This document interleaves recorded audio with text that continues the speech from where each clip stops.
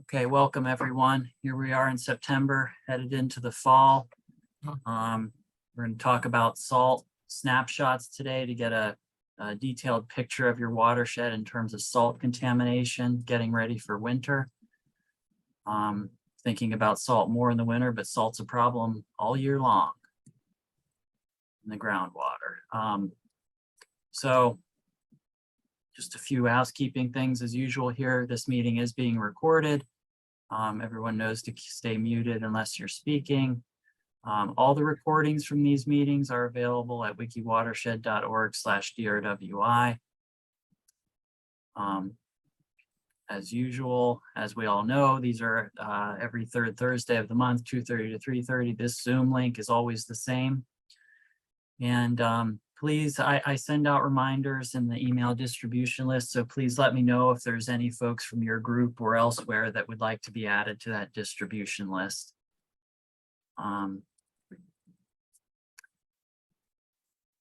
Attendees for these meetings are from the folks working in the Delaware River Watershed Initiative. There's also groups that are just working in the Delaware Basin that are not specifically associated with the DRWI. And we also have folks attending from outside the DRB. Stroud Center is able to support these meetings as well as our overall support with EnviroDIY and community science monitoring across the Delaware Basin via the Delaware River Watershed Initiative and Consortium for Scientific Assistance to Watershed, Seesaw. This is the website for the DRWI. It's a William Penn Foundation funded project. And Seesaw is a Pennsylvania Growing Greener fund and available to only groups in Pennsylvania, unfortunately. So goals for these meetings, just time to kind of update everyone, talk about issues. We do presentations. Today I'm going to do the presentation on the salt snapshot process. And we're just trying to do these meetings to support watershed groups and others in collecting good data and using it purposefully, whether it's with the EnviroDIY stations or whether it's other work like these salt snapshots we're going to talk about today. So I'm David Bressler, Rachel Johnson, Krista Reeves, and Shannon Hicks are key components of the Stroud support to community science in the DRB, and Elena as well, supporting Rachel and a lot of the field work that they do. Carol Armstrong and George Seeds, two master watershed stewards from Chester County, are regularly involved with our organization on this project. And then the leads within the Stroud Center in terms of broader DRWI are John Jackson, Matt Earhart, and Dave R. Scott. So our primary goal remains in this context to support station owners and using the stations and doing overall monitoring to support their own purposes and their own watersheds. Secondarily, we're analyzing the continuous data and developing tools to analyze and interpret the continuous data, as well as developing other tools to be used, such as, again, I'm going to talk about today, these salt snapshots. So there's our agenda. And just one update today, and that is that the Stroud Center, primarily it's going to be Rachel and Elena who are going to be going out across the watershed and collecting grab samples for complete laboratory analysis on a long suite of analytes for all the new EnviroDIY stations that were deployed in 2022. It's about 20 sites. So they generally know if they need to get permission, but feel free to reach out if they think there's any question about access or permission or anything like that regarding a station, if you have a station that was deployed in 2022. Okay, so any questions before we move on from anyone? No. Okay. Share screen again and move on. Okay, so getting into the watershed salt snapshot process. The basic idea here is to just take a snapshot, quote unquote, of salt contamination or lack thereof in a watershed. So you're getting a detailed picture of salt contamination in streams throughout a watershed. You're doing this by measuring chloride and conductivity. The idea is to do it at a lot of sites so that you can see variations in different stream reaches, different tributaries across throughout a watershed, or watersheds really. We're recommending generally doing it during a short period of time, as short as a day or even a couple hours up to a couple weeks. And an important component is doing it during base flow conditions so that you're comparing apples to apples. So you're not comparing one stream that's still receiving runoff and to another stream that is at base flow, so on and so forth. So you want to be sure that all your streams in your watershed are at base flow conditions. The idea with doing lots of sites, it's so that you can see at a level of detail where you're really going to be able to get an idea of what the distribution is really like. Where are the bad sites? Where are the good sites? And then why are those sites bad? Why are those sites contaminated? Why are those sites good? Why are they uncontaminated? So linking the in-stream conditions, the salt conditions you're observing in the stream to what you're seeing on the landscape. Okay, so the basic process, you get a group of people. Generally, you want to meet at a central location, so someplace that's going to be generally accessible to a lot of different sites that you've laid out. And then everyone just fans out across the watershed, and in this case, just fans out to visit all these different sites that are along the main stem and a lot of different tributaries and at road crossings and so on. And they just take a bottle with a label, and you just go out and you just collect the water at each of these sites. And you bring it back to the central location, and then you just measure conductivity and chloride for each bottle that you've brought back.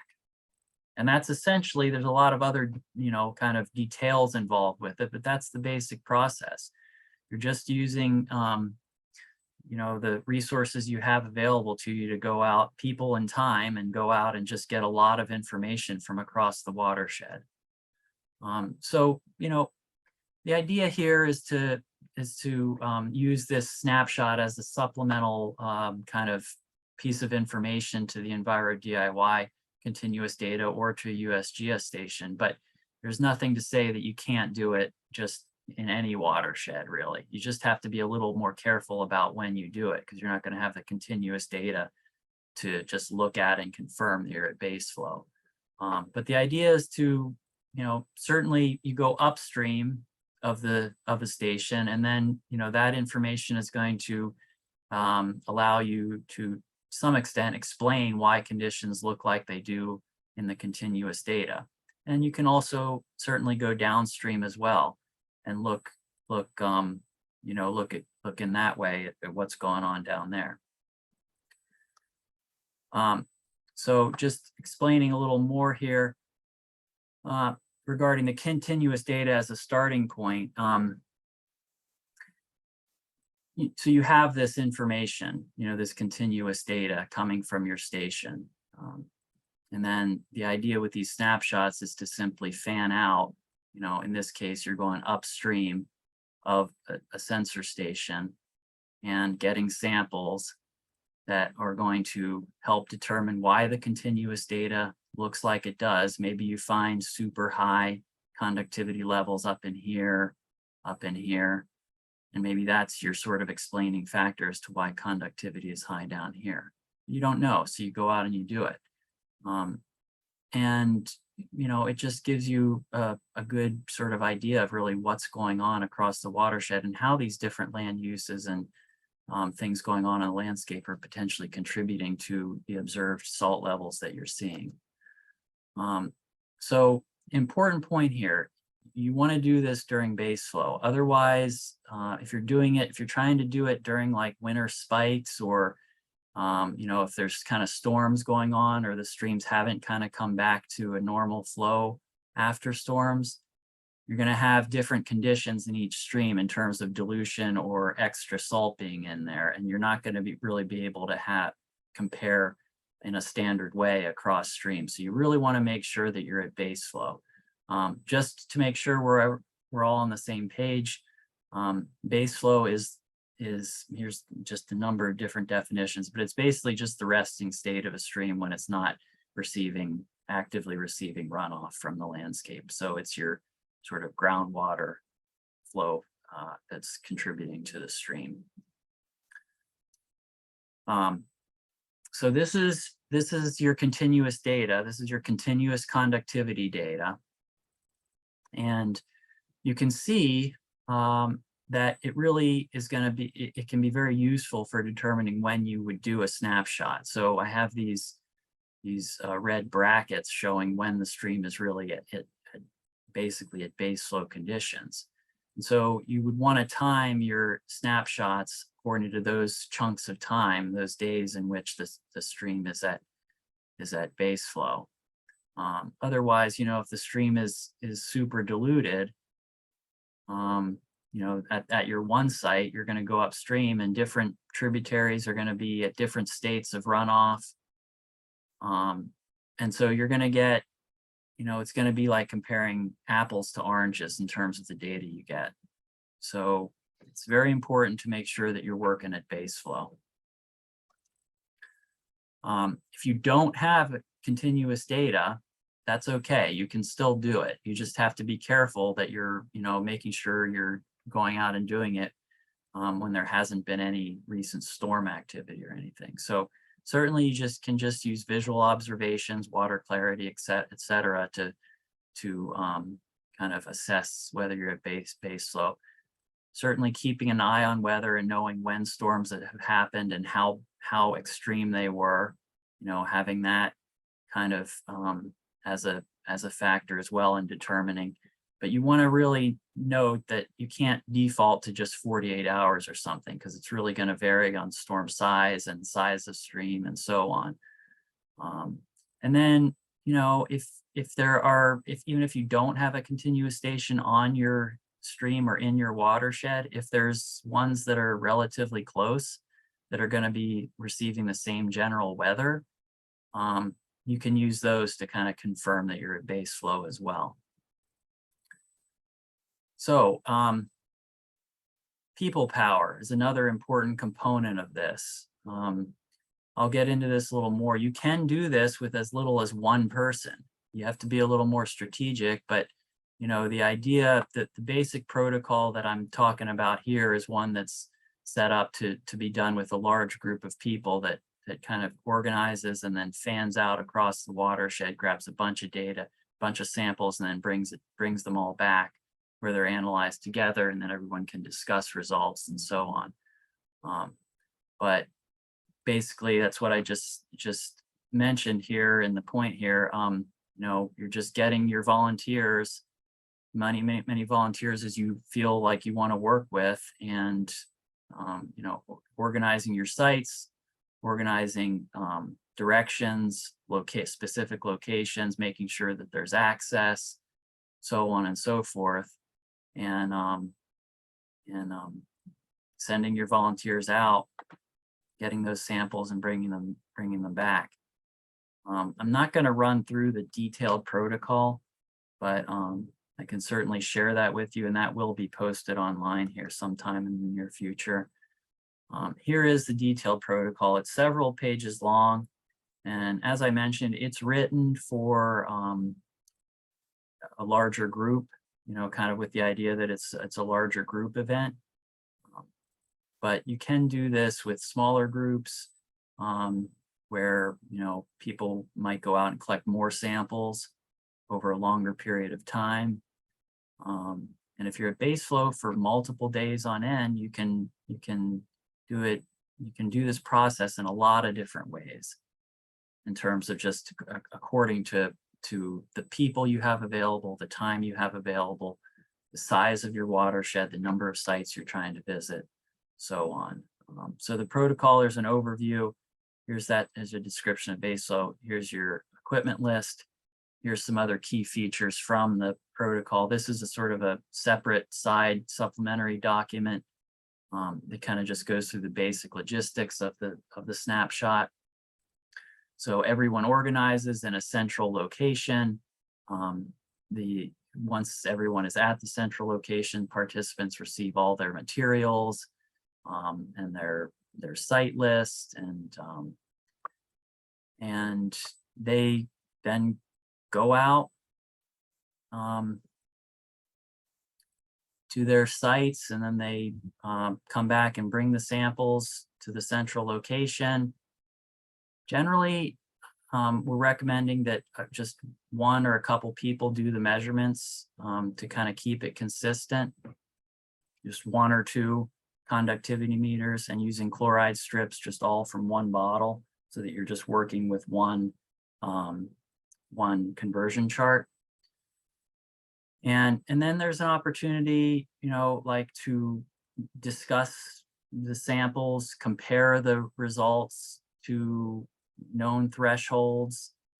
And then, following up the event, certainly the idea with this, and I'm not getting into this a whole lot today, but the real idea of this then is to have some good, concrete, and pretty extensive data that really tell you about, in this case, salt contamination across a watershed, that can then be used to go and talk to EACs, talk to municipalities about either, super bad contaminated areas and the land use that's going on around those particular locations, or talking about areas that are free of contamination and maybe could be focused, maybe they could be identified as areas to protect, preserve from development and other activities that are going to contribute to salt contamination, basically impervious surfaces. So here's some other diagrams from the protocol. So you're just going out with a blank bottle with this type of label on it, site ID, stream name, the general location. These are all parameters that would be provided by the organizer. And then the participant just goes out to a site or sites and fills the bottle and adds the date, the time, and their initials. And then just brings it back to a central location where you just kind of line up all the bottles on a table. You can see here other bottles on this table. And then you're just measuring conductivity and chloride. And then there's a data sheet that you can enter all the data. We certainly, there's other ways you can do it on site, having a whiteboard to write the results up big so that folks can see, maybe having a map, big map that you can mark up and show different levels that were observed. And then, once you've got the data displayed there for your discussion, you can reference these thresholds. And certainly, when you're using the data across the landscape with the public, with municipality, with other stakeholders, these are kind of reference thresholds that have been identified that are toxicity levels of organisms, aquatic life to salt. So you can see here, we've got some state numbers, we've got some national numbers. Here's the US, here's Germany, there's some specific numbers. Here's from the Delaware River Basin Commission. Here's Canada. You can see Canada has a pretty low number, 120 chronic threshold. And then we've got some very low numbers that are based on more recent data that are showing impacts to communities at these pretty low levels in the 40 to 50 range. Ohio recently put out some information on this. There's a section in the Delaware River that is at 50, and then Maryland has identified a hazard threshold that they recommend of 50 milligrams per liter chloride. Part of the package of materials for this salt snapshot protocol. We've also prepared a kind of a simple instructions sheet for participants that they can review prior to the event. In the protocol, it has recommendations for having planning meetings in advance and giving people their site lists in advance so they can scout the sites if they want. So making sure to bring people in on the process so that before they show up to the event, they kind of know what they're getting into, and they know how it's going to proceed. And they know, they may even be able to scout their own sites in advance, so they really know what they're getting into at that level. So as I mentioned earlier, it's intended to be a dynamic process, and it can be shifted, changed according to what is needed and according to what the resources are that are available, number of people, time available, the geography and the area of the watershed. But as it says here, there's no set number of sites to visit, but the idea is to get a picture of salt throughout a watershed so that, mentioned this before, so that contaminated areas can identify it. So I've kind of put in some typical contaminated type situations here. And so, you get samples around all of these different types of activities happening on the landscape, and it's going to give you an idea of which of these are contributing and most substantially to any salt contamination happening. Certainly also identifying areas that I've pointed out here, like forested areas that may still be uncontaminated. And maybe even you identify areas that seem like they should be contaminated, but they aren't for some reason. And then you dig deeper into why that situation may be the case. And then you'll see I also have sites here that aren't really specifically associated with any particular land use, but they are individual little sub-watersheds. And so the idea there is just doing every little, sub-watershed that you can so that you really get an idea of how the broader watershed parses out in terms of contamination from all its little contributing feeder streams. Okay. So, the idea is certainly to sample enough sites to be able to show variations among tributaries and in relation to all the different land uses that may be going on across the landscape. And, really the way you do this is just by getting as many sites as possible. Certainly you want to be strategic about where you put the sites, but there is also just a component of having enough sites to kind of cover the landscape, cover the watershed, and get all the little tributaries and stuff. But this is dynamic, and you do what you can do with the resources you have. But just some more examples, so picking out areas, these are sub-watersheds themselves, so you'd want samples there anyways if possible. But you can see these are watersheds that are really kind of natural. There's a lot of green there, so a lot of forest. So you want to get those as sort of a descriptor of what your best of the best situations are in a particular watershed. This is Valley Creek in near the Valley Creek that goes through Valley Creek National Historic Park, or Valley Forge National Historical Park. This is the Valley Creek that is exceptional value and is a really prominent limestone stream with Class A trout population there. So getting all these little watersheds just to represent and see what's happening in these.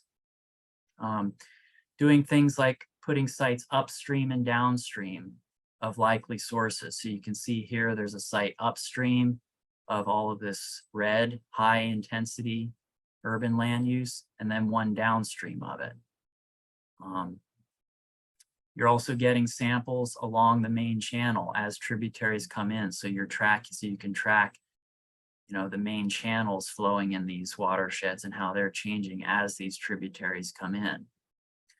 And you've got more like up in this region where you're crossing not only developed areas, but you're crossing roadways.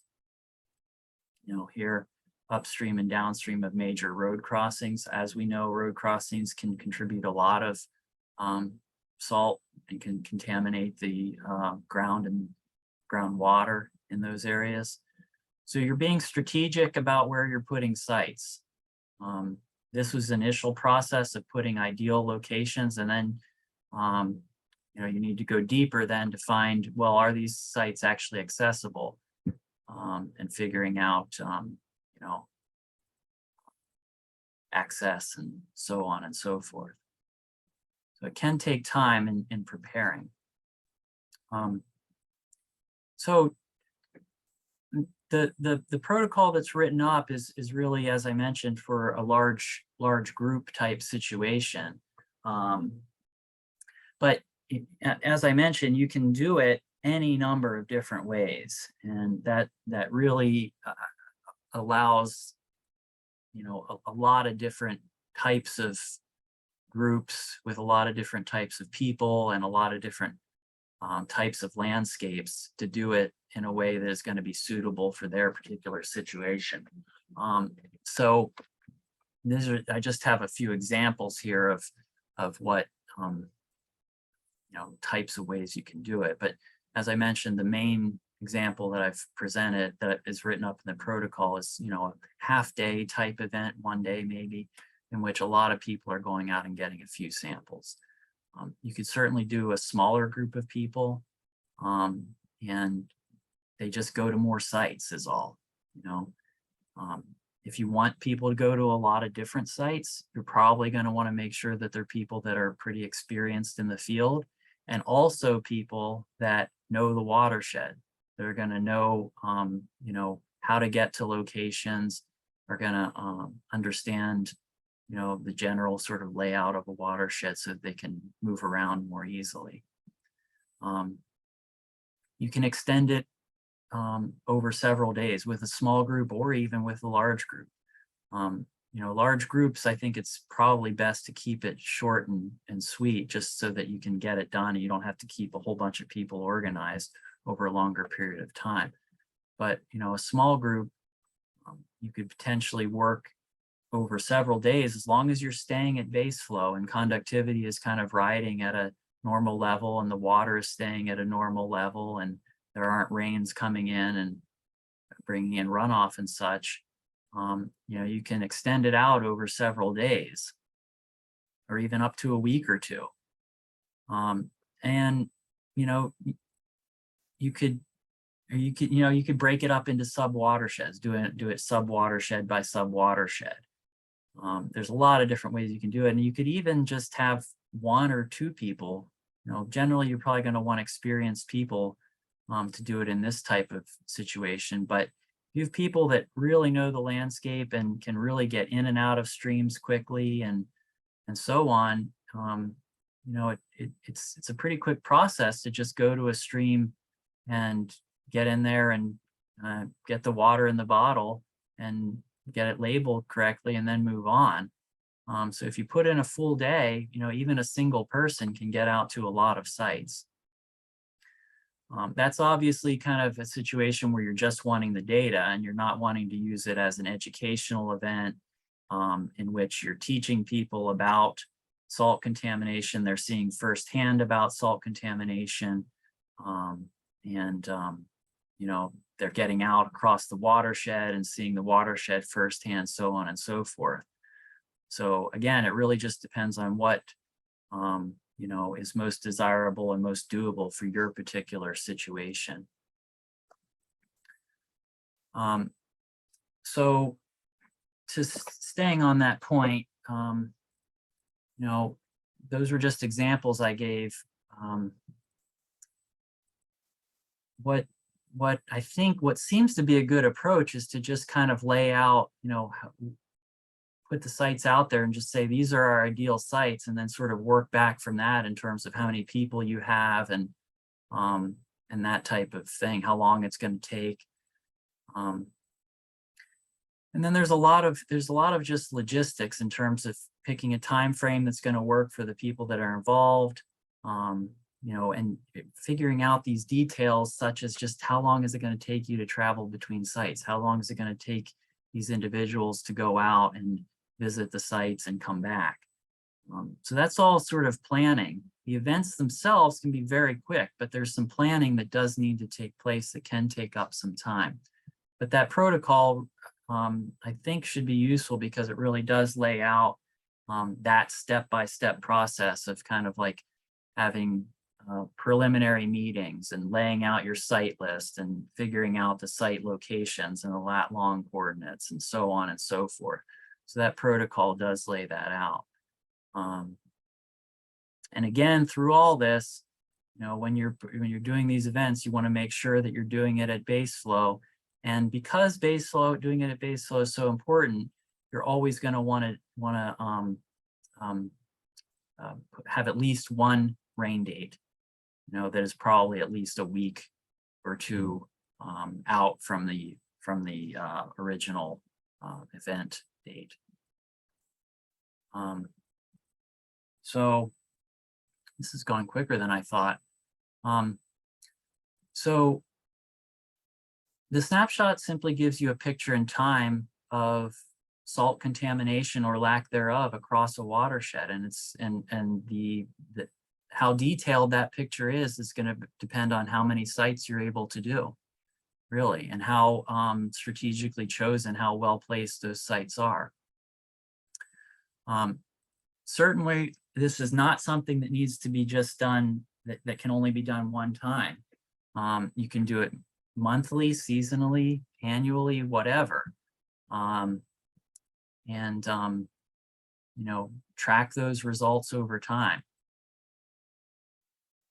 You don't have to go to the same sites either.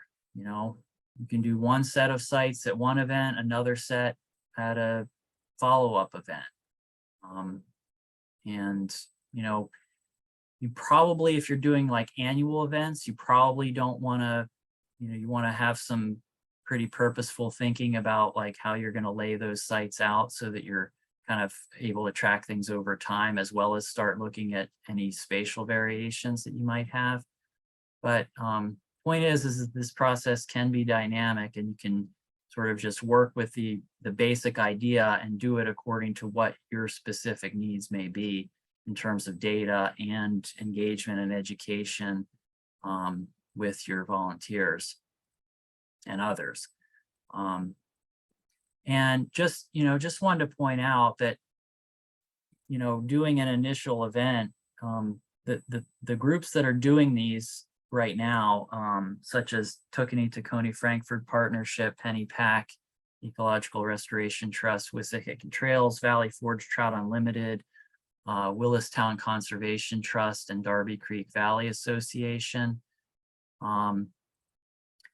They've mostly been doing pilot events to start off with, where they kind of, do a kind of a small version of what a bigger event might look like.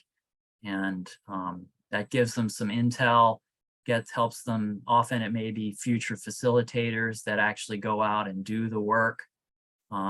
So, I think doing a pilot event is a good idea as just a start in a way to kind of train the trainers for future events.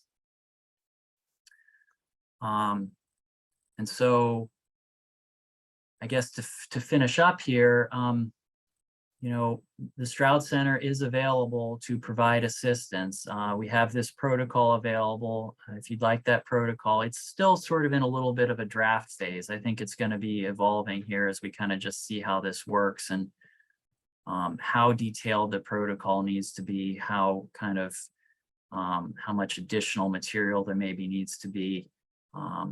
But regardless, please be in touch if you think you'd like to start thinking about or working towards doing one of these snapshots. And I can provide that protocol and supporting documents. And presumably we'll be posting the protocol up here. I think we're just not quite ready to pull the trigger on that, just because it's still slightly in development. We haven't had a a lot of examples yet of full, like extensive snapshots by large groups of people. So I think we're going to wait probably until we get a little more intel on that.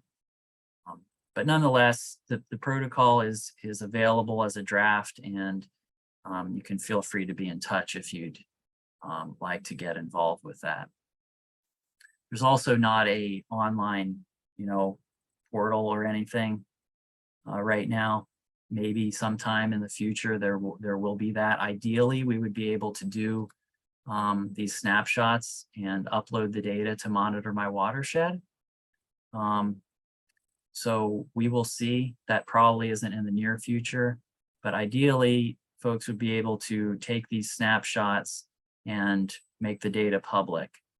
And I think that could be really, really interesting. And I think it's going to be very useful data, because what this is doing is it's allowing to get a lot of data from these small feeder streams that often are the super contaminated areas that are contributing to the contaminated areas downstream that more people know about. Most people don't know really what conditions even look like in a lot of these tributary streams. So this type of protocol, I think, can potentially and hopefully will go a long way towards further identifying salt contamination patterns in our region. So I will stop share right now and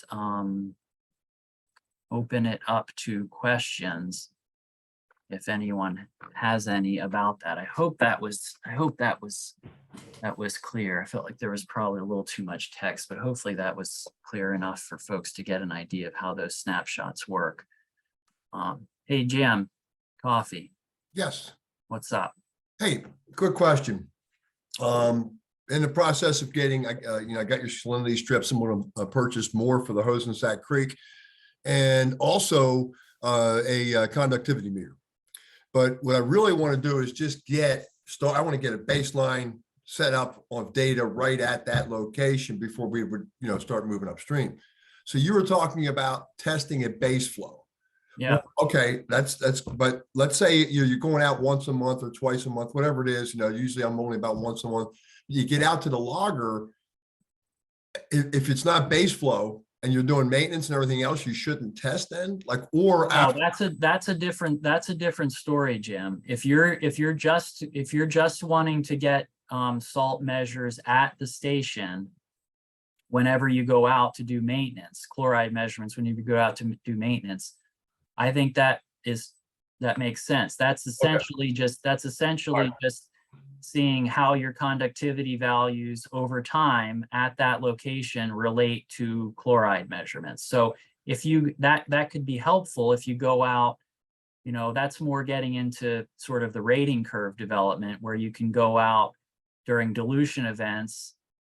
You'll have a more dilute conductivity, you'll have a more dilute chloride, but you get those measurements, and those inform how conductivity and chloride relate throughout all conditions in the watershed. So obviously the wintertime case situation is where you go out during a salt spike, a conductivity spike, and you do the chloride measurement then.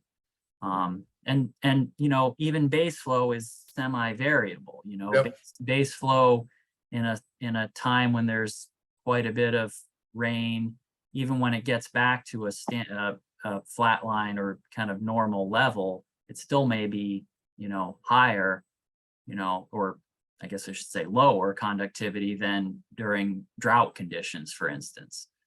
So yeah, I would definitely encourage you, Jim, just if you have the strips, it's not going to hurt to just go out and see how those numbers relate each time you do it. And then at some point you can certainly go upstream or downstream and start measuring your tributaries, measuring upstream and downstream of roads, so on and so forth. And that should give you more information about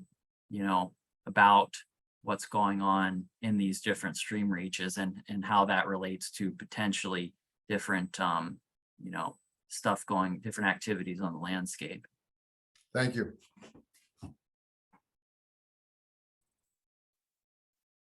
Absolutely. Others?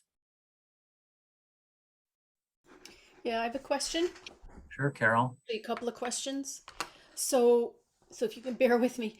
So the two, is this something that you think may be published at some point, or can we know that it's consistent maybe with another method, or maybe, you know, as I say, it will be published because that will be helpful to tell a municipality or something that this is kind of an established method.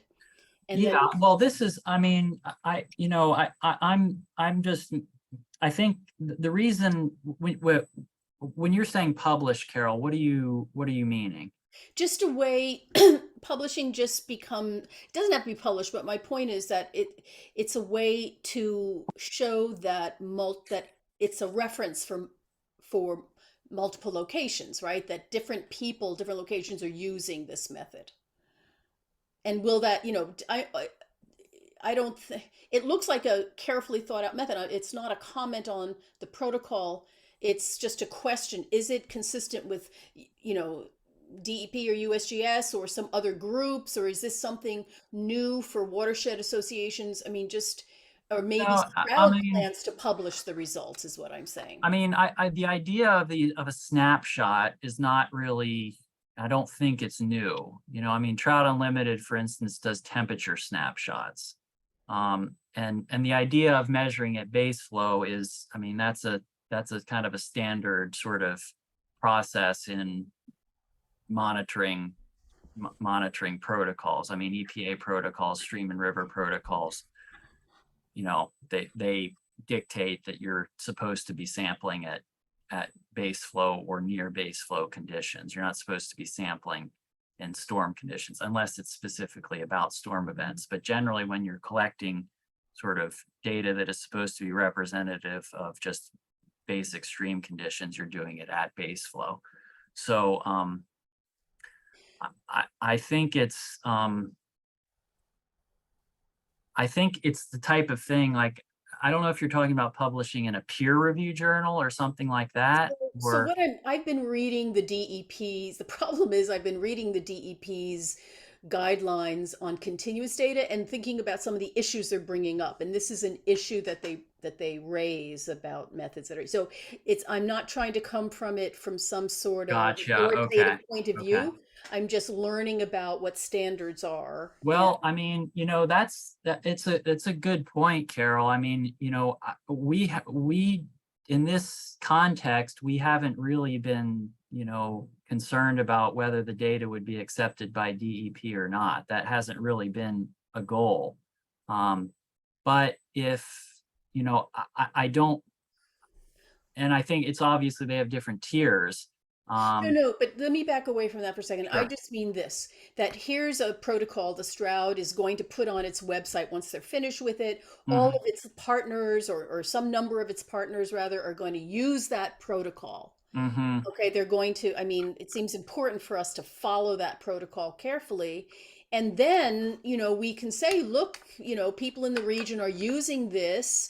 I can share with you what this township, or, you know, I don't know, this other Yeah. stream, you know. That's all I'm talking about, trying to, that's all. But I have another question, and the other question is there any part of the protocol that references where in the stream you should collect this water? Should it be where the water's mixing more? Should it be where different currents come together? What do you want to say about that? I mean, you know, maybe, you know, again, it's sort of, I don't know how much, I'm not entirely, sometimes you have to kind of limit the amount of detail in these things. But that's another criterion that the DEP uses. Not that we have to be like the DEP, but right. maybe it's important. Yeah, maybe it is. I mean, you know, with salt- these conductivity numbers, as long as you're getting it from the main, these conductivity and chloride numbers, as long as you're getting it from the main flow, you know, I think it's you're pretty good to go. But but maybe that should be, I'm not sure if it explicitly states, go to the main flow. I mean, it certainly talks about like, rinsing the bottle 3 times and getting it from the main flow and not getting it, making sure that you're not getting, sediment that you churned up in, Right. while you're waiting. So, I guess I haven't sent this protocol to you yet, Carol, but I'm happy to send it to you and you can, certainly review it. And Well, I think it's a wonderful development, and I love the fact that we may be able to characterize where, the effects of development in our town. So yeah, and I mean, it's the type of thing like it could be built out, at different levels of like, okay, well, what do you do with the information once you have it? And maybe we should think about, if people want to be able to submit it to DEP. I mean, we could certainly think about that and think about how it needs to be written in order to provide, those type of check boxes for it being accepted as DEP data. So I'm happy to kind of work with you on that if you want. I mean, you could test it out and do it in the Pickering Watershed, right. do an event in the Pickering Watershed with, you and Mike Bullard and the Green Valley's volunteers and, Or even our EAC, because I know Mike has his hands full, but yeah, and see how it goes and then you have the experience and then see about like how that would work in terms of whether that type of data, if DEP is even interested in that, it seems like they should be, but it seems like they're pretty, hmm they have a backlog of a whole lot of stuff. So put it piled up. it's important. It's, this salt contamination is not trivial. I mean, it's everywhere and it's getting worse. But there's a lot of things there's a lot of problems like that out there. So sorry, any other questions? We're at 3:20 here, so we've got a bit more time here. So Dave, the idea of collecting it in a bottle versus just taking readings in the stream, I guess that's to make it a more standard process. You'd like to use the same conductivity meter for multiple bottles. Exactly. Yeah, that's the idea, Rob. It's certainly, it's not, that's part of it being a dynamic thing where you could do it, you could take a conductivity meter and your strips to every site and just do it on site. It's going to give you the same information. As I mentioned, the protocol as it stands is sort of geared towards bigger groups. Right. In bigger groups, you're obviously not going to set up 15 people each with conductivity meters.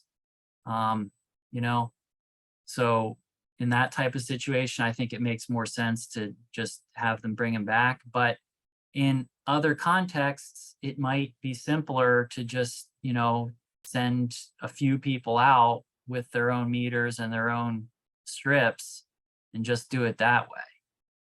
Some group that wants to be, that just has a few kind of really engaged people with a lot of capacity and a lot of time. Maybe they just go out on their own and just bop site to site and just do sub watersheds. One person does this sub watershed, this person does this sub watershed, and they just do the measurements, themselves on site. Yeah. Okay, good. Thanks. Yep.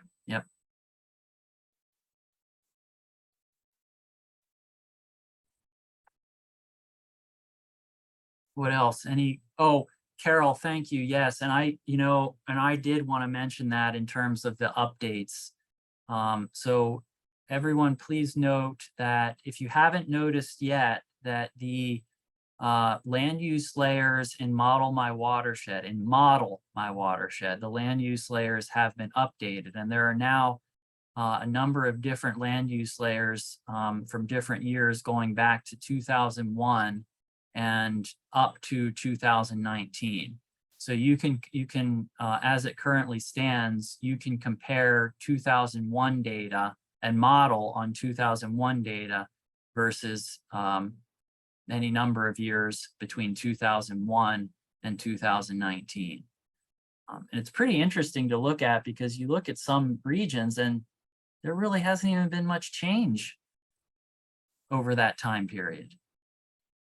It seems like there has been everywhere, but in a lot of areas, like I was showing Valley Creek there, and you know, a lot of the development in Valley Creek happened before 2001. It's changed, the urban land use has changed like under 10% since in the last 20 years, according to the land use layers in Model My Watershed. So that speaks to the salt. That speaks to the salt issue, where you know, salt in Valley Creek has gone up a lot in those years, and yet development hasn't changed much at all. So it points to application rates and amounts. Sorry, Pete Goodman, were you going to say something? Yes, I was. But you have to consider what's happened in the watershed since 2019. Yeah. It's been a little crazy with development since then. Yeah, so that's definitely something you've got to consider with the land use on model, where it stops at 2019. It's a lot better than what it was, where, you know, up until this year, the most recent land use in there was 2011. So we're now at 2019, so that's good. But as Pete points out, things have changed in some cases, and I guess in Valley Creek in some areas in the last 3 years. Let's see, any other chat? No, okay. All right, so we are at 3:24. Anything else to discuss from anyone? Dave, this is Steve. Can you hear me? Yes, I can hear you, Steve.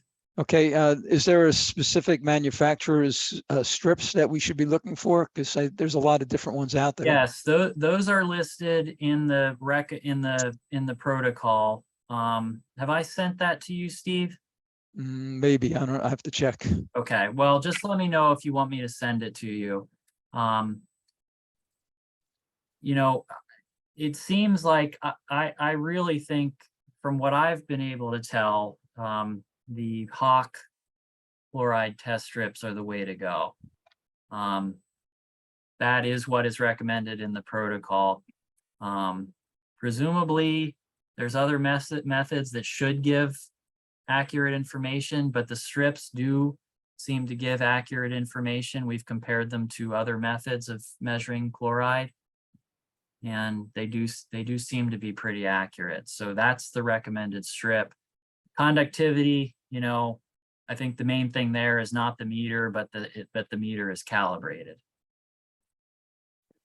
And is there any impact on the water temperature if you take it from the stream and then bring it somewhere to get analyzed later in the day? Does that affect the chloride levels at all? No, there shouldn't be any effect in that way. I mean, you know, I don't think the strips are designed to be used in hot water. As far as like, I don't know if the strips would be affected by actual hot water if you kept a sample in your car and it got roasting. Right. You know, I might kind of wonder just about the function of the strip at that point, but in terms of the actual chloride levels, those should not change in response to, you know, so you don't need to keep the samples cold or anything like that.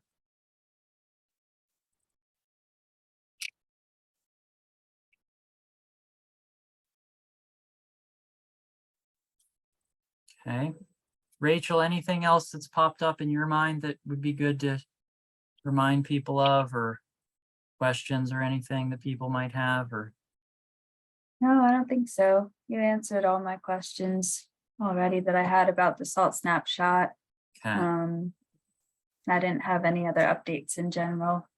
Okay. And I saw Shannon was on here, but I guess she had to leave. There's no tech updates from Shannon or Rachel this time. Feel free to be in touch if, you know, if you're having any sort of questions or issues with your station function or anything. There is a quasi workshop. This is another thing I could have announced, although is the sign up, I guess the sign up is probably closed at this point, huh, Rachel? Yeah, registration closed Monday. Okay. Rachel and Shannon are doing a workshop for the Consortium for Universities. Geez, what is it, Rachel? Hydrologic science, something. It's a consortium of universities that are studying hydrology, and they're doing a workshop, an EnviroDIY workshop. It's not a build workshop, it's just an educational workshop. They're doing that at Stroud in a couple weeks. So I guess if no one has any more questions, we can call it a meeting. There's a thumbs up from Rob. Thanks, Rob. All right, well, take care, everyone, and be in touch as needed, and be safe out there, and take care.